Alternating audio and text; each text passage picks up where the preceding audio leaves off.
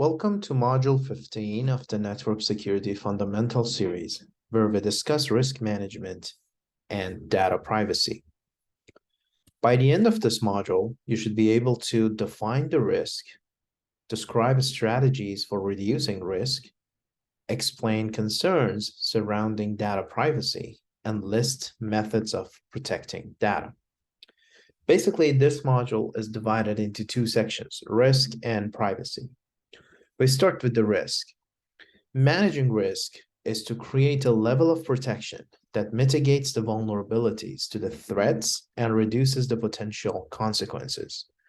This process involves defining what risk is, understanding risk types, and knowing different methods of risk analysis, finally realizing how to manage the risk and address the risk that are understood. Before we define the risk, we need to understand the asset, what the asset is. So the asset is any item that has an economic value for the enterprise. The asset value is the relative worth of an asset.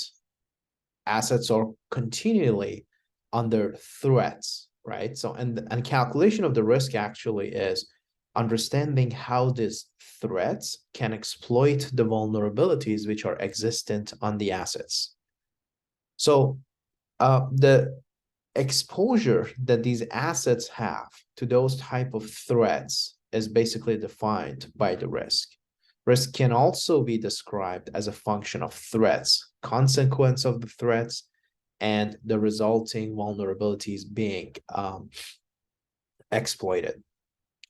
When we look at the risk, we have multiple categories of the risk. It can be a strategic risk, compliance risk, financial risk, operational risk, technical risk, and managerial risk.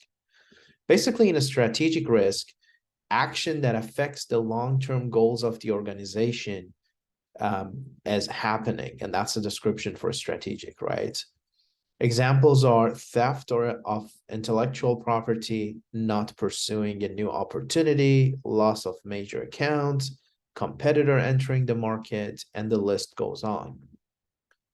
Compliance is following or not following a regulation or standard.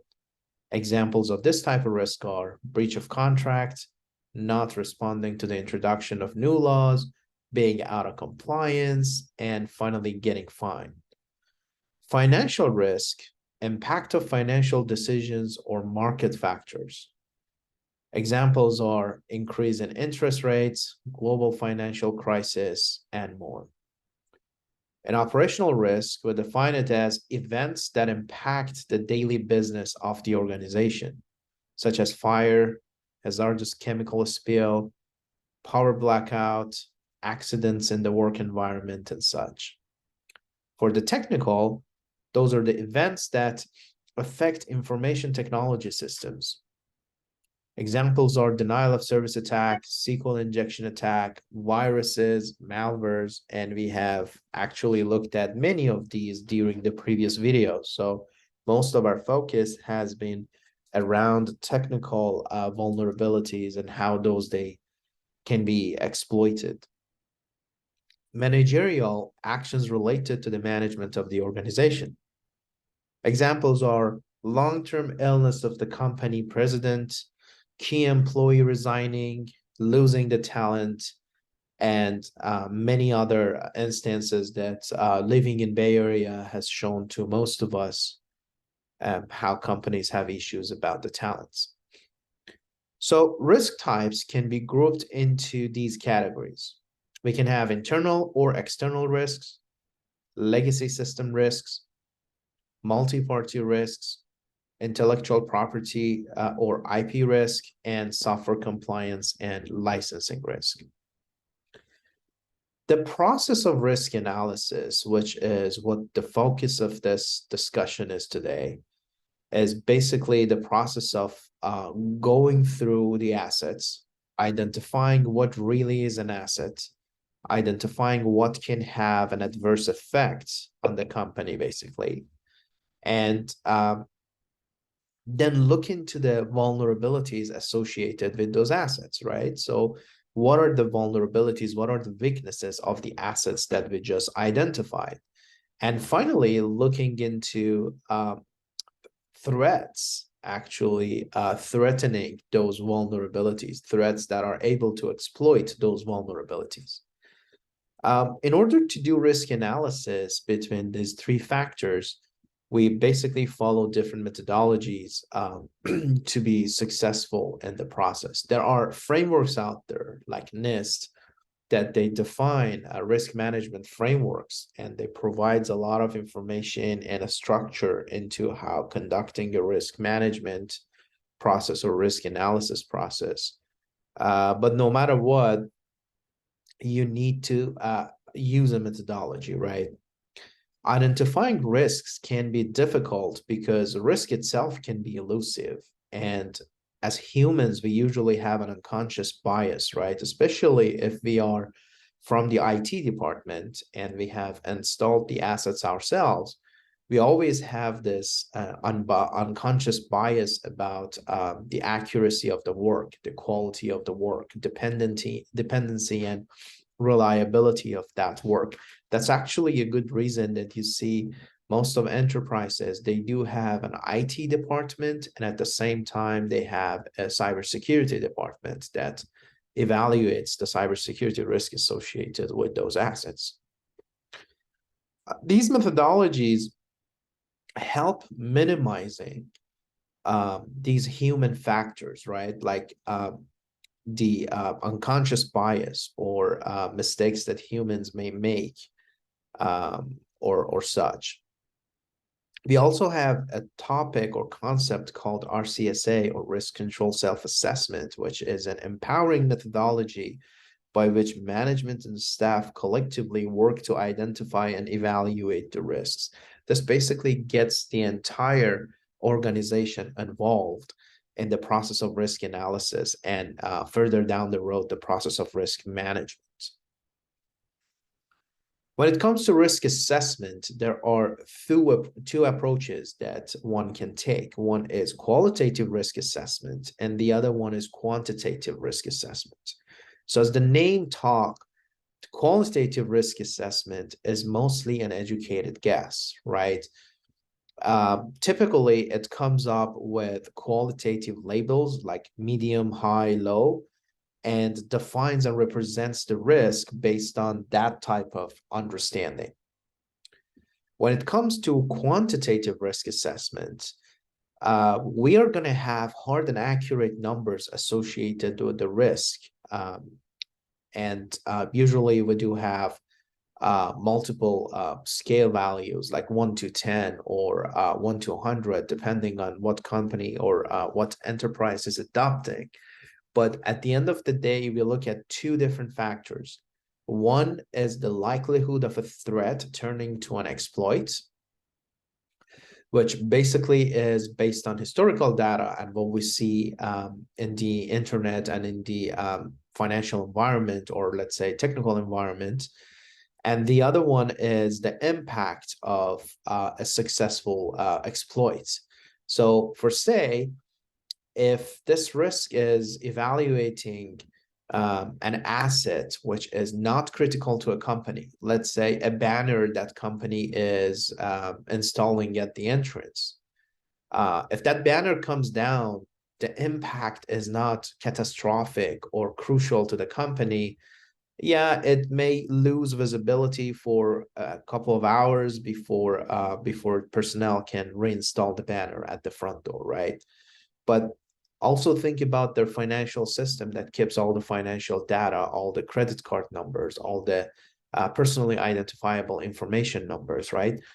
If that system goes down, the impact is going to be huge for the company, and it may even put company out of business, or lack of a compliance or breaching a law could cause company very sophisticated and complex consequences. So we evaluate that impact mostly based on financial or money values, and also we look at the likelihood based on the history information that we can get. And with multiplication of those two factors, you're going to have the final risk value for that specific asset and situation. There are several quantitative tools that can be used to predict the likelihood of the risk, right? We can use historical values like mean time between failures, which defines how long does it take from a failure to the next, or mean time to recovery, which defines how long does it take to recover after a failure and come back to fully operational situation. We do have mean time to failure, or MTTF, which defines how long does it take for the system to fail. And then we have failure and time, which defines exactly in what times of a day or what times of a week or year usually the failure happens. These historical data can be fed into the likelihood analysis and show us that what is the probability or possibility of the mishap to happen, right? We do have an annual metric as well.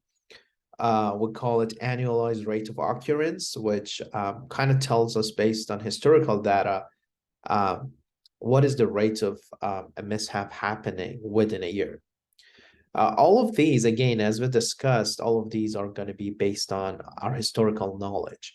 Of course, in gathering this historical knowledge, we can rely on the online databases or already in place databases like Meyer or NIST, the attack framework. Those can actually help us in determining that what are these different rates and coming up with most possibly accurate value for the likelihood. Just remember that when it comes to the likelihood, you can never be 100% certain of what you have found, because there is always a new threat, or there is always a new attack type that has never happened before. And that is not considered within the likelihood calculations that you do. However, that is usually not comparable with the amount of historical data you have. So we still can depend on the historical data for the likelihood, with a caveat in mind that the new attacks that come out may not follow those same rates. So what you see here is some sources of historical information. So you can look at the law enforcement agencies and the data they have, and they have the probability of different happenings based on their historical data. Insurance companies also have historical data available to you based on what they have seen in their claims and the files they have. And then there are computer incident monitoring organizations that basically log the incidents, and those also can be used as a source for evaluating and eliciting the likelihood of an analysis. So when we have the likelihood, as we discussed before, the second that we have to look into is the impact. So determining the impact of risk involves comparing the monetary loss associated with an asset in order to determine the amount of money that would be lost if the risk actually occurs and if the exploit happens. Two risk calculation formulas are usually used to calculate the expected losses. We have the single loss expectancy and annualized loss expectancy. As the name discusses, SLE is the expected monetary loss every time a risk occurs, and ALE is the expected monetary loss that can be expected for an asset due to risk over a 1-year period. I mean, as you can see, SLE is actually within the ALE. You can see ALE is an umbrella for SLE, but depending on how you are providing your risk analysis reports, you can use either one or even both. When we represent the risk, we use risk register or matrix, heatmaps, or different type of reports. But usually heatmaps and matrix are the most commonly used representation tools. Risk register itself is a list of potential threats and associated risks. It is like a spreadsheet, shows you different parameters associated with a risk or a threat. And then on the heat map of matrix, you have a visual representation of the same. What you see here is a risk register. As you can see, we have a list of different risks. IDs are associated with those. We do have a value associated with the likelihood, a value associated with the impact, and a value associated with the severity, right? Usually in a risk register in an entity, they also talk about who is the owner and when did this risk was raised. And then next step, and we're going to discuss it later down in this discussion as well, but since we have it on the slide right now, let's talk about it. After you define the risk, after you analyze the risk associated with an asset and possible threats, you basically want to come up with the mitigation strategies. You want to put controls in place. You want to put tools and procedures and processes in place that mitigate the possibility of an exploit, right? After you add those mitigation strategies and controls in place, then you're going to reduce the risk, right? Because now you're going to reduce the likelihood possibly, or you're going to reduce the impact. Most of the time, mitigation strategies are focused on reducing the impact, such as having a backup, adding a new redundant system in place and such, right? Or sometimes they're focused on reducing the likelihood, such as putting a new firewall in place, putting redundant security monitoring systems in place and such. No matter what, the goal is to reduce the numbers that you see in these two columns over here, right? So as you can see, every single one of these after the mitigation strategies in place, they have a reduced factor. For example, for financial attraction of project to investment, as you can see with the mitigations in place, now the impact has dropped to 3 from 4 over here. Or on this one, the impact has dropped from 4 to 3 as well. Down the road, for some of them, as you can see, there are controls in place that have reduced the value for likelihood. For example, over here on this line, from 3, we're dropping to 2, or over here from 2, we're dropping to 1. You can have either or both together, right? Like you can do your best with mitigation measures to drop both likelihood and impact. Now you do a new analysis. This time, this is called the residual risk. So basically, residual risk, if you want to look at it from the formula perspective, is current risk or inherent risk minus controls. So when controls come to the play, they reduce the risk into the final residual risk. When the residual risk is defined at the end, what you do is now you have to make a decision. Are you going to accept this risk? Are you going to defer this risk and such, which down the discussion here in this video, we're going to talk more about the strategies after we have the residual risk value. Another type of representation for the risk is going to be a heat map that you're looking at right now. As you can see on the heat map, we do have a matrix that shows different impacts, and then we have different likelihoods. So as the impact goes up and as the likelihood goes up, as you can see, the risk is going up. And the qualitative representation is low, medium, high, and very high, or critical. So when you have defined the specific impact and a specific likelihood, then you can come back to this heat map and using heat map, figuring out what the risk factor is going to be from the legend on the bottom. These are really useful in order to show the calculation and the risk process to managerial and operational staff who are not directly involved in the process of analysis. So as we said, after the controls are in place, then what happens is you have a residual risk. The level of acceptance, the level of threshold that a company or an entity decides that, okay, this is considered a good risk for me, I accept it, is basically the risk appetite for that entity. It involves reducing risk to a level that is considered acceptable for the organization. And in every action, we do have some level of appetite in place. Just think about living in California. You always know that there is the possibility of an earthquake, but your risk appetite is at a point that, considering all the mitigation measures, from how they build constructions all the way to how they react to a catastrophic disaster or natural disaster, has put you in a place that your appetite actually accepts living in California. Managing risk involves using specific strategies and control types, addressing third-party risk, and incorporating user training. And to determine the strategy you're going to pick for your risk appetite, you have 4 choices. The acceptance, which is, okay, we just accept the risk as is, and we don't do anything more about it. Like, again, living in California is accepting the risk of the earthquake and living as if it will never happen, right?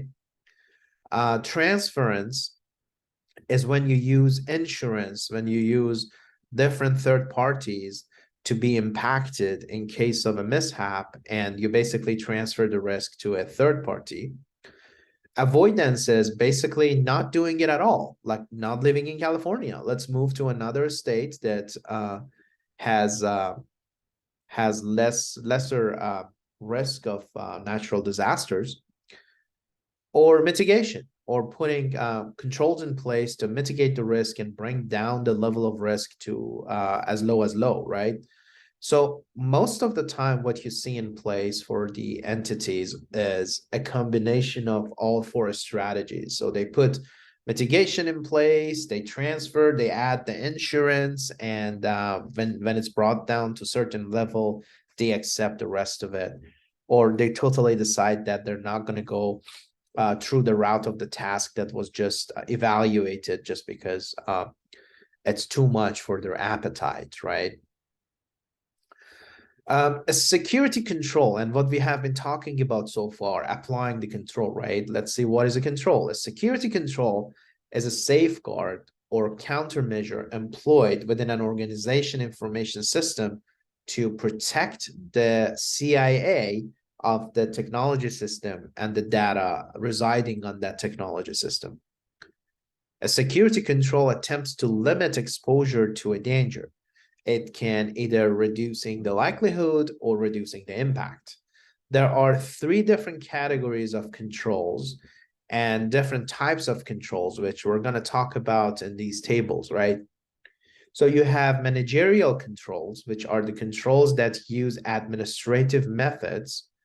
For example, you can have an acceptable use policy that specifies users should not visit malicious websites or should not use a specific device, right? We have the operational controls, which controls implemented and executed by the people, like conducting workshops to help train users to identify and delete phishing emails, in our very same example. We do have technical controls, which are controls incorporated as part of hardware, software, or firmware. In this case, you can use Unified Threat Management Device, or UTM, that performs packet filtering, anti-phishing, and web filtering. So as you can see, we have 3 categories of controls applied to the same problem of phishing here, and each of them addresses the issue from a different perspective, from a different angle. So we do have deterrent controls, we do have preventative controls, physical, detective, compensating, and corrective controls, which each of them is being applied at a specific time in relevance to the attack, right? Some of them are applied before attack, like deterrent, preventative, and physical. Some of them apply during an attack, like detective and compensating, and some are applied after the attack, like corrective.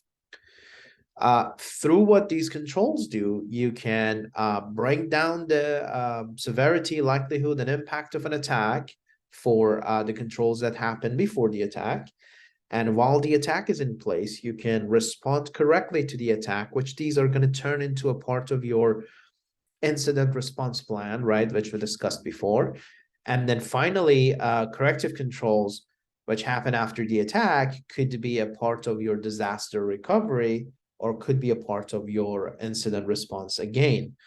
Basically, it's just how to react when the attack is confined and it's not going on anymore. So one of the methods is implementing third-party risk management, right? There are several risks associated with using third parties right off the bat. It can be difficult to coordinate their diverse activities with the organization. You don't have enough control or enough visibility there. Almost all third parties today require access to organizations' computer network to provide them the ability to perform their IT-related functions. And these, by default, are going to bring in risk. As you know, it's rare to find a company or entity these days that takes care of all their activities themselves. So no matter what, these third parties are being implemented to address some needs of the company for specific task or activity, right? When you bring them in, right off the bat, you will start dealing with the risk of their integration with your company. First and foremost, on onboarding and offboarding processes, application and social media network sharing that they may do. They may gain access to your information, right? That brings up privacy and risk awareness problems. And then you do have the data consideration. If third party just copies your information and takes it outside, or same as, okay, they have access to your information remotely from their own site where you don't have no control over. And maybe even your DLPs are not going to be in effect on their sites, on their locations, right? And most of the time nowadays, when third parties provide IT services, these services are provided remotely. So all of these, all in all together, provide an insight into the risk that can be associated with onboarding third parties and therefore should be addressed. One of the means by which all parties can reduce the risk is to reach an understanding through interoperability agreements. So you need to basically put everything in writing, like for the example that we just discussed, the DLP, you may have an agreement that they need to consent to your DLP running on the systems that are connected to your network from their site as well, right? These agreements should be regularly reviewed to verify if they're still good to go, they're still in compliance, and they're still proper for the type of engagement. Some of them are service level agreement or SLA, which is a contract that specifies what services will be provided and the responsibility for each party to the most granular details. The other one is business partnership agreement or BPA, which is a contract used to establish the rules and responsibilities of each partner. And then you also can have a memorandum of understanding, which describes an agreement between two or more parties in case of any kind of engagement. These agreements should be regularly reviewed to verify compliance and performance standards in the same fashion. NDA, MSA, EOL, and EOS, right? So we do have non-disclosure agreements, which is a legal contract between parties that specifies how confidential material will be shared between parties, but restrict to others. Measurement system analysis uses scientific tools to determine the amount of variation that is added to a process by a measurement system. End of life, or EOL, is a term used by a manufacturer to indicate that a product has reached the end of its useful life. And end of service indicates the end of support. So when you get to the agreements, All of these factors together are what the risk analyst must review and make sure in results of the details in these agreements, no actual risk is threatening the company and company is in good hands. One other aspect of addressing and managing risk is providing user training.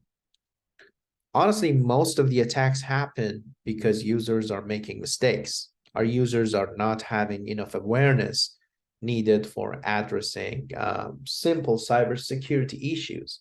Issues as simple as choosing a strong enough password, right? Training results in risk awareness, which is the raising of understanding of what risk exists, what is threatening the assets, what is threatening the company, right? The potential impacts of those risks and how they are managed. What is the procedure? What is the mitigation measure that company has in place? Training can make users aware of common risks and how they can become a human firewall to help mitigate the risks with doing or not doing something. To view different traits of learners, we're going to look at the slides to come. Let's just jump there and look at those. So these are the traits of the employees studied in the United States based on the population and how they actually react. Born before 1946, usually the traits are these are patriotic, loyal, and they have faith in institutions. We have about 75 millions of them in the population. But the question is, how many of those are still working and are not retired yet, right? So in the job force, we really don't have many of these categories. We do have 1946 to 1964. These are idealistic, competitive, and they question authority, about 80 million of them in the population.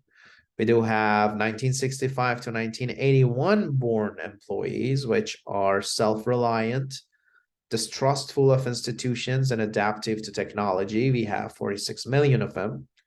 And then we have 1982 to 2000, which are pragmatic, globally concerned, computer literate, and media savvy, about 76 million.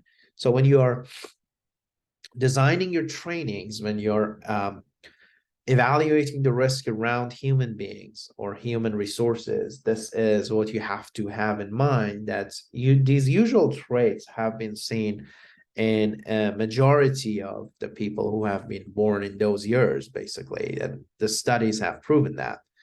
So when these guys come to a classroom and they come to a training room in order to attend your trainings, you're dealing with different attitudes towards learning, right? Those who come with a willingness to learn, these students are informed about what they must learn, and a change triggers a readiness to learn for them, or these students perceive a gap between where they are and where they want to be. We do have the subject matter style students defined by what the teacher wants to give, right?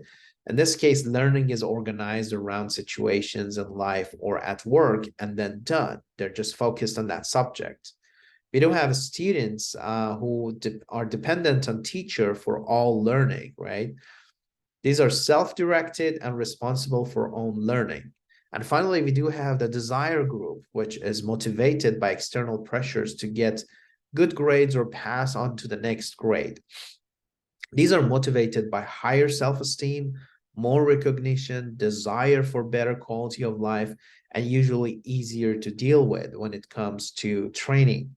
So the lower in the table you go, the more difficult teaching and training is going to become. So when you define the training methodologies or procedures, you have to have this in mind, that how your training should be. What is the frequency of your training and all that, right? And all depends on the group that you're dealing with.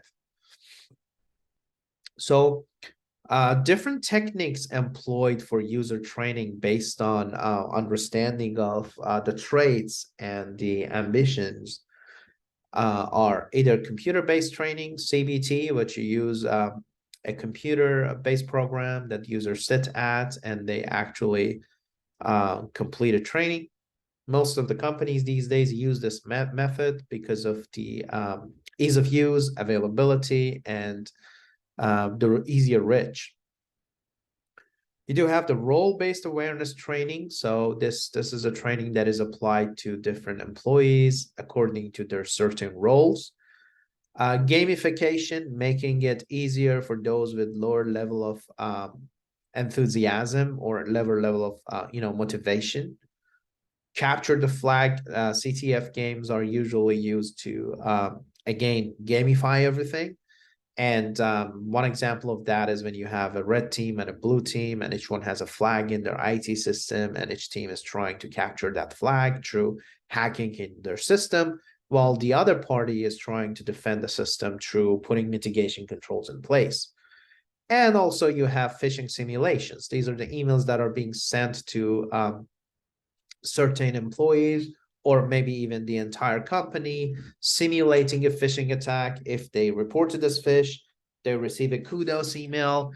Otherwise, they are being warned that, hey, you were just the victim of a phishing email, and maybe you need to get more training, or maybe you are not at the place to be considered trained enough for the job that you're doing. Usually when the phishing simulation happens, they receive, the cybersecurity is going to receive a report showing that how the company has reacted, right? Like if you see this, 70% have received the email, 6% have opened it, 6% have clicked on the phishing link, and after going to the phishing site, 11% actually have provided information, which means loss of information for the company, or PII for the employee.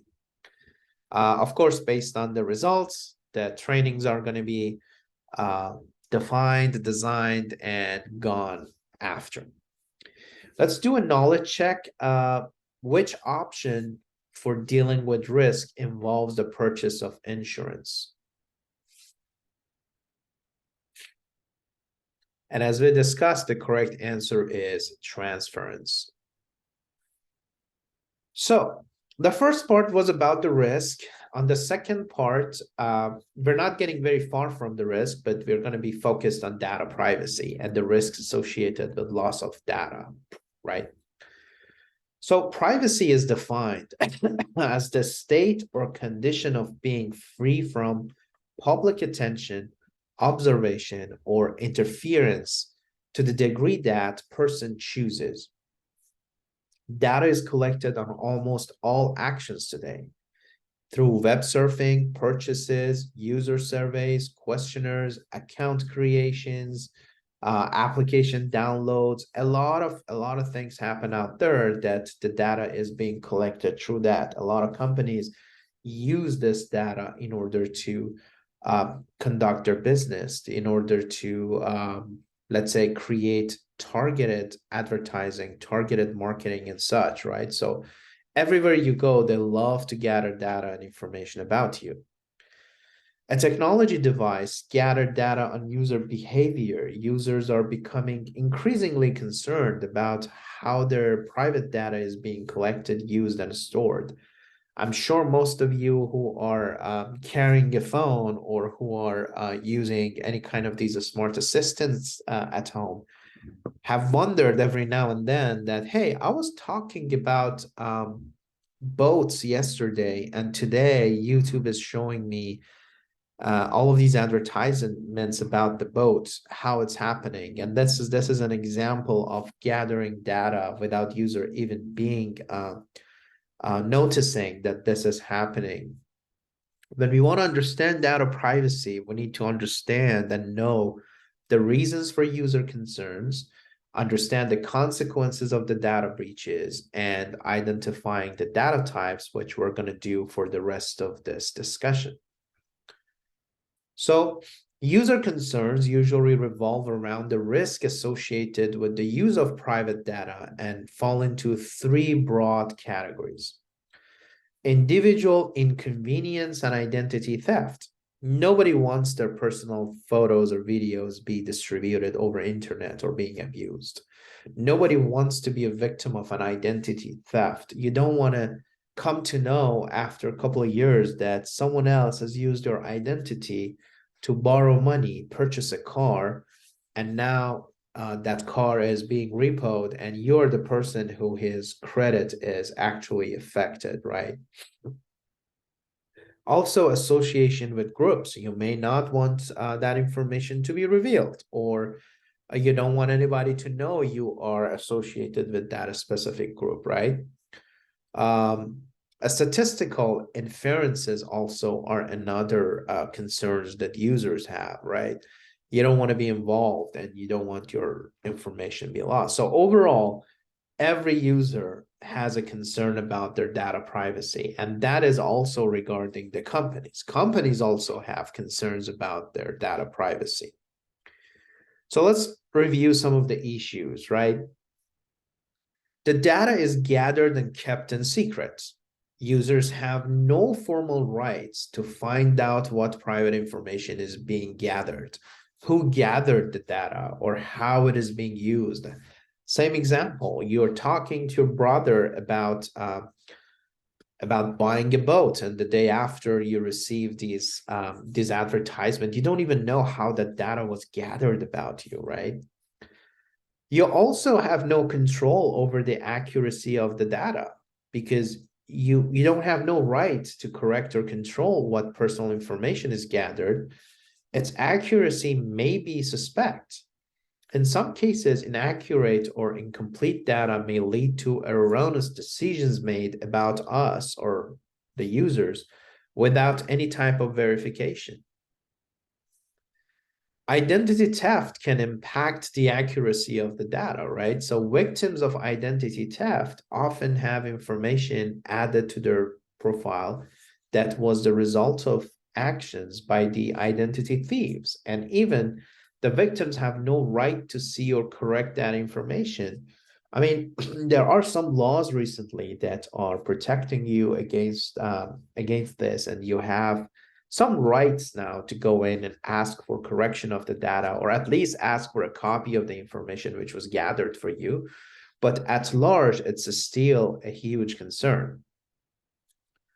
Unknown factors can actually impact overall rating. Like ratings are often created from combining thousands and thousands of individual factors or data streams, like race, religion, age, gender, household income, zip code, medical conditions, transactional purchase information from different retailers, and hundreds more of data points about an individual customer.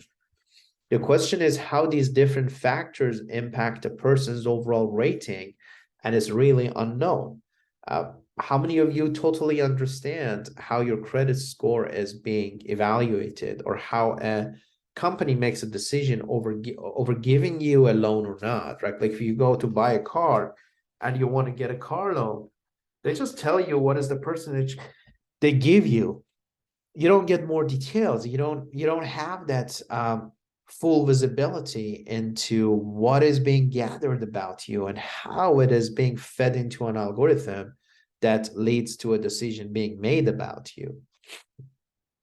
Informed consent is usually missing or is misunderstood. Statements and privacy policies, such as we may share your information for marketing purposes with third parties, is not clearly informed consent or really allowing the use of personal data. What does it mean, right? These are ambiguous. These are not clear for users. Often users are not even asked for permission to gather their information. And I mean, in a smaller websites, when you go, there's not even a permission requesting, right? We have it in major service providers, but even though those are ambiguous, they still are existent. But there are some that they don't even use that, right?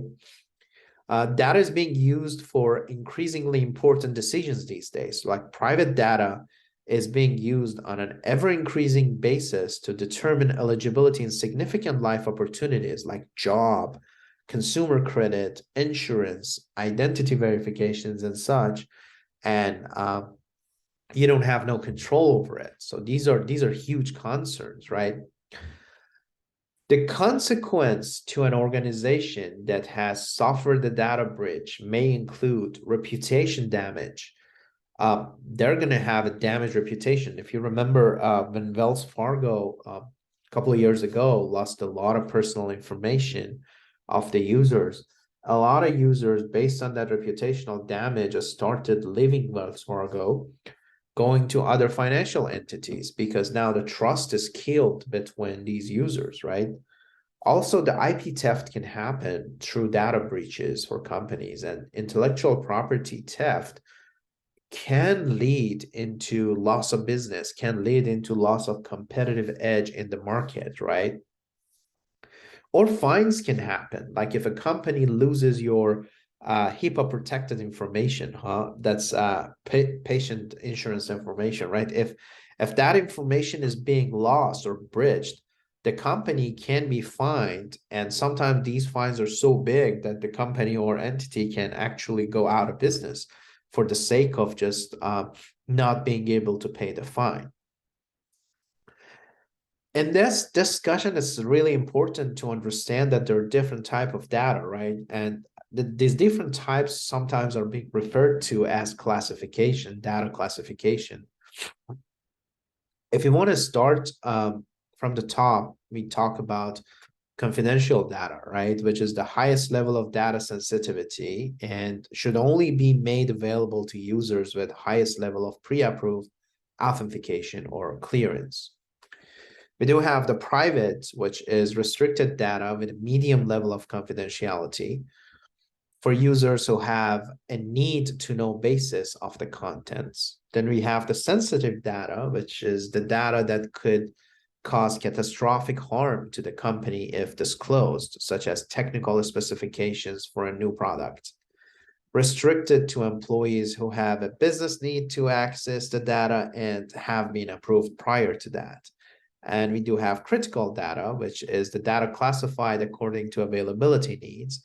If critical data not available, the function and mission would be severely impacted. Critical data must be rigorously protected. We have the proprietary data, which belongs to the enterprise and can be available to any current employee or contractor.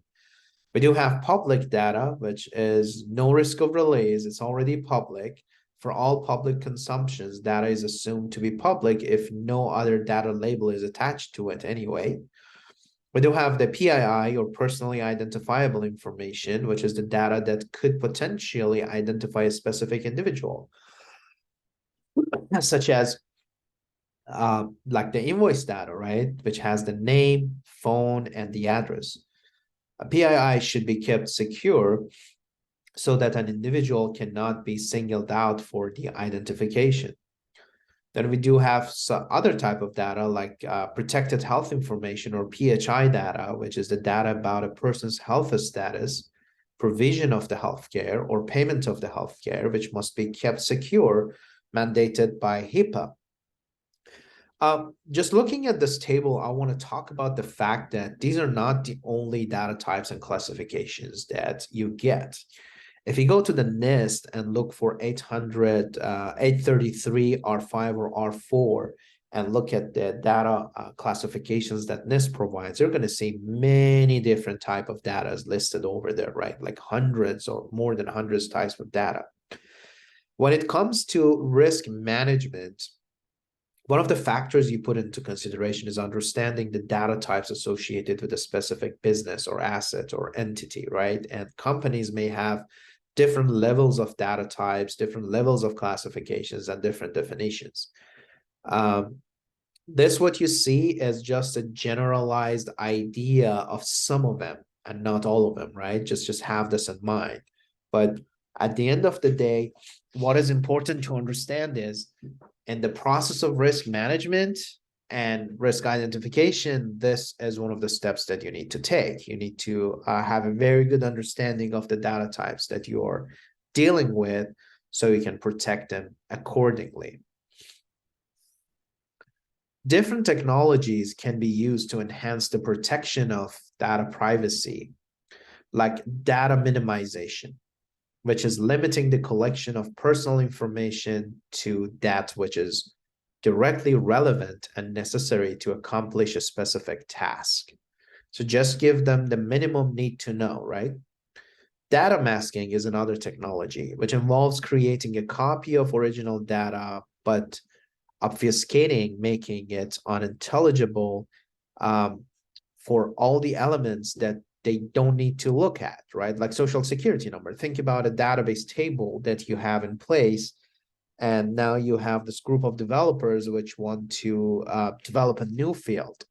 You want to give them a copy of data, but you don't want them to have social security numbers or addresses or phone numbers of the user. So what you do is you're going to be masking those fields. So these group of developers only look at partial data that still is good enough for them to do their job, but they're not going to be able to see the data that they should not. This is following the need to know basis, right? This also is called data anonymization, right? Data masking is one of the ways to perform data sanitization, which is the process of cleaning data to provide privacy protection.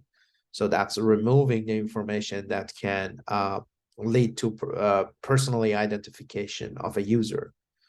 We also have tokenization, which obfuscates sensitive data elements into a random string of characters. So basically just running it through an algorithm, turning that data into a token, which can be reverted back to the data if need be. But then you need to know the key, you need to have the secrets and all that, which actually provides security for the data.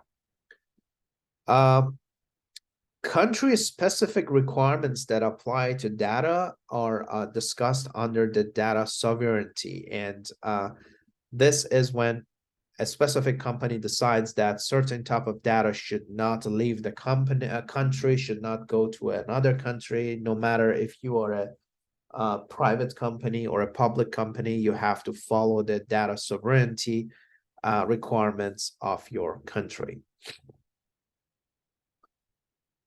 Lastly, if you want to talk about the data destruction, okay, now that we have the data, we use the data, there's going to be a moment that the data is obsolete and is not usable for the entity anymore. The information lifecycle is the flow of an information system's data from data creation to the time it becomes obsolete and not useful. Once the data is no longer useful, it should be destroyed for the sake of security, right? Also, it's going to open up a space for the new data to come in. Paper media can be easily destroyed. You can burn it, you can shred it, you can pulp it or pulverize it, or you can do many things to paper media. And the electronic media, the story is different, right? You should never trust the delete command or erase command that the operating systems provide, because most of the time that only affects the allocation table that has an address to that data, right? For that reason, the data will be retrieved if a good tool is being used. There are a lot of hard drive recovery or disk recovery tools out there that even after installing a new operating system and formatting the disk, you still can retrieve some of the information. But if you use data sanitization tools, you can say you're in compliance with the requirements of data destruction, right? You can employ those, like you can use wiping tools that can be described as overwriting the disk space with zeros or random data times and times to make sure nothing can be retrieved from that. Wiping is a digital tool. You can use degaussing tool, which is a physical tool, right? Which permanently destroys the entire magnetic-based drives. Its degaussing tool was useful for older hard drives. Actually, you can shred a disk. Like there are disk shredders that you can literally feed SSDs and HDDs to the shredder, and it breaks them down into very small pieces that makes it near impossible to retrieve the data from those anymore. But whatever you do, you have to make sure the data is destructed safely, securely, and it's impossible to be retrieved and being used or abused anymore. Let's do a knowledge check. Which technology for protecting data privacy involves obfuscations of personally identifiable information?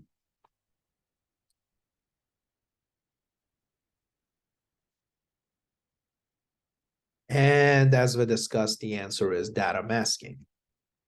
Cool. Let's see what we did in this discussion and what we should have learned. So we started with the risk is a situation that involves exposure to some type of danger. It is important for an organization to regularly perform risk analysis or a process to identify and assess the factors that may jeopardize the success of project or reaching a stated goal. There are two approaches to risk calculations: qualitative risk calculation and quantitative risk calculation. Several approaches are used to reduce the risk: a security control and modifying the response to the risk instead of accepting the risk. Several risks are associated with using third parties. An often overlooked consideration in risk management is the importance of providing training to users. Privacy is defined as the state or condition of being free from public attention, observation, or interference to the degree that the person chooses. Once a data breach occurs, an organization must take specific actionable steps. Different data types require protection besides customer data, financial information, and government data. Once data is no longer useful, it should be properly destroyed. With that being said, we stop the recording at this time.